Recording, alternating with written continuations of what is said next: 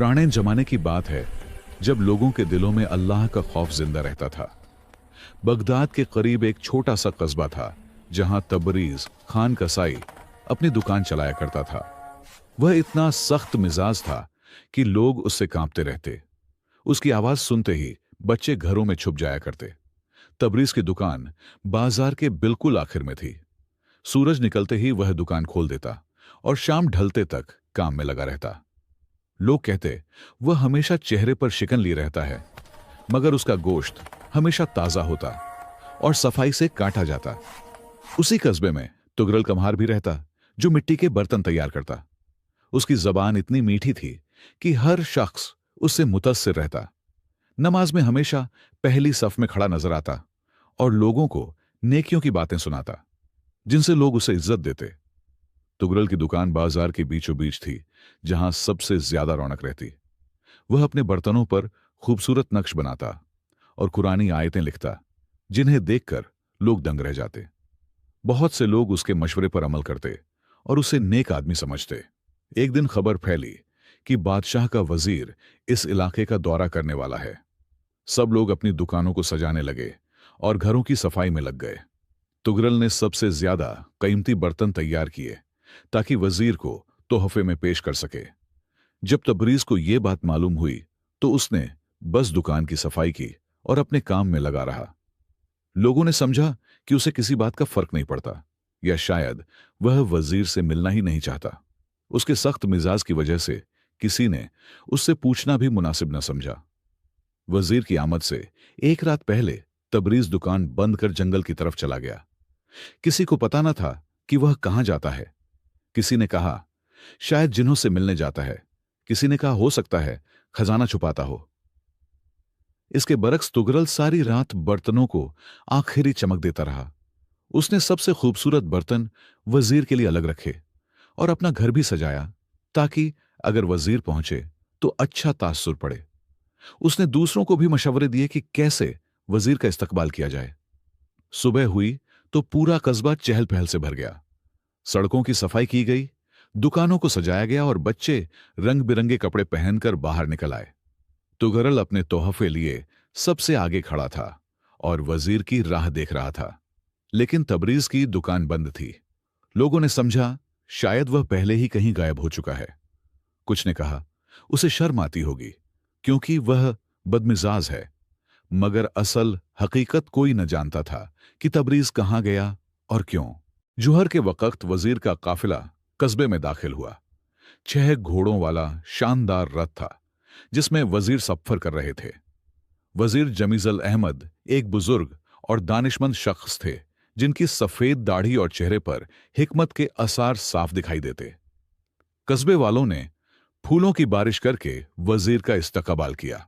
तुगरल सबसे आगे था, चेहरे पर बनावटी मुस्कुराहट और हाथों में खूबसूरत बर्तन लिए। वजीर ने मुस्कुराकर सबका शुक्रिया अदा किया और मेहमान खाने की तरफ बढ़ गए।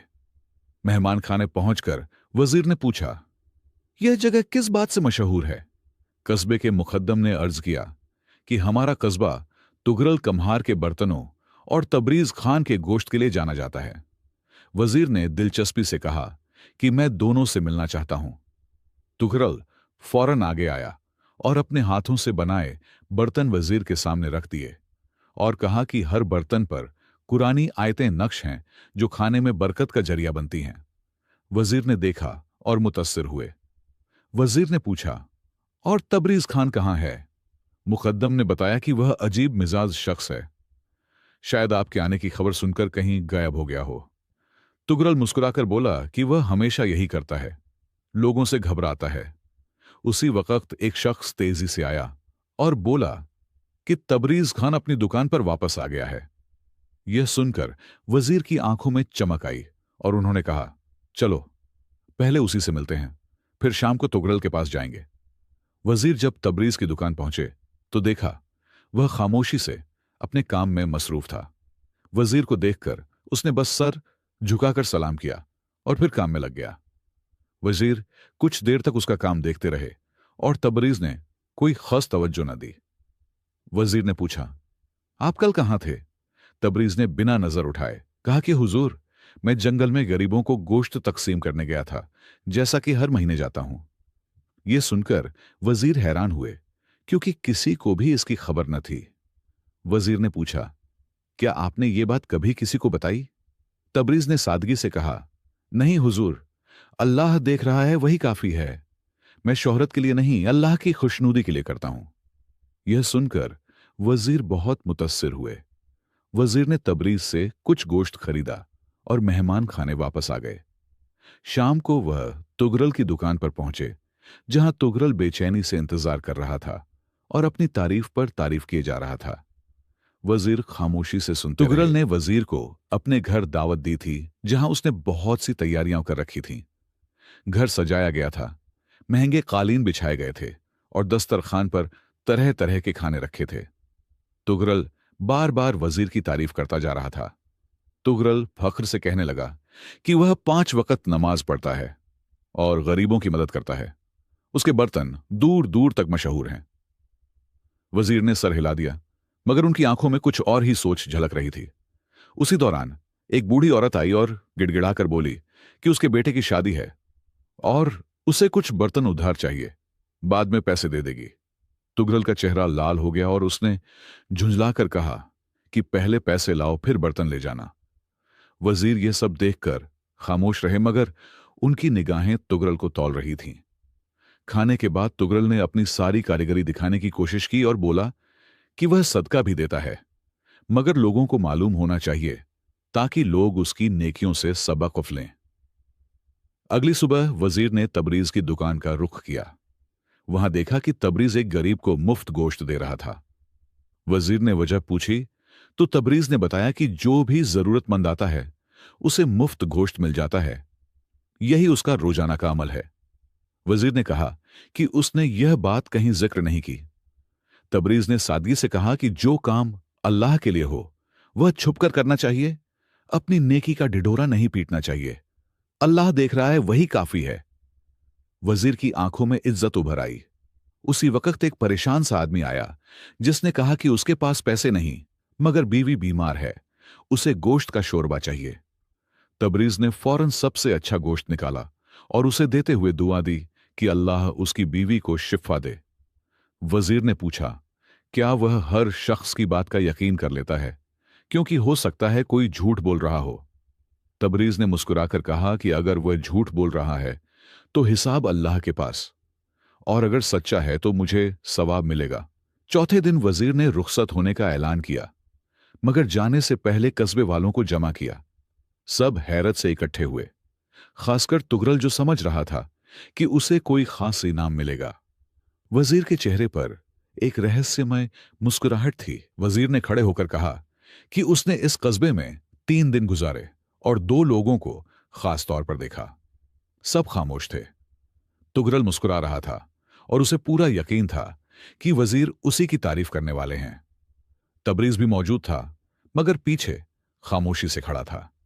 वजीर ने बताया कि बादशाह की ख्वाहिश है कि हुकूमत में ऐसे लोगों को आला ओहदों पर रखा जाए जो खुदा तरस और अमानतदार हों।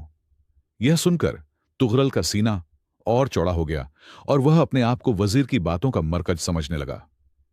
वजीर ने कहा कि उसने 2 लोगों को देखा, एक वह जो नेकी का ढिंडोरा पीटता है और दूसरा वह जो छुपकर नेकी करता है।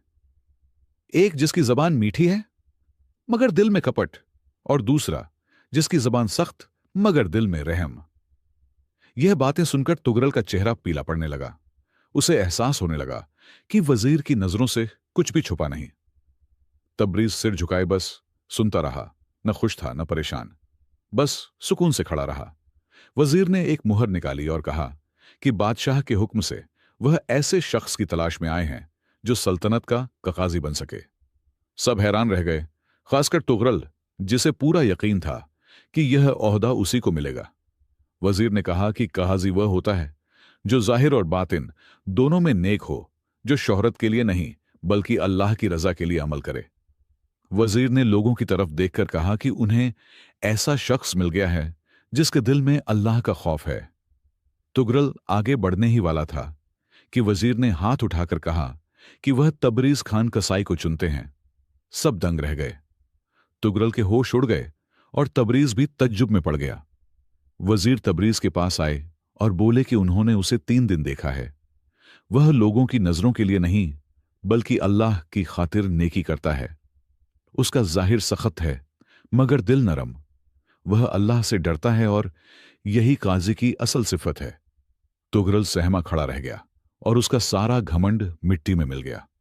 तबरीज ने अर्ज किया कि वह एक आम कसाई है और काजी बनने का इल्म नहीं रखता। वजीर मुस्कुराए और बोले कि जिसके दिल में अल्लाह का खौफ हो वही असल में बड़ा आलिम है। अगले दिन तबरीज की दुकान पर लोगों का हुजूम लगा होता था।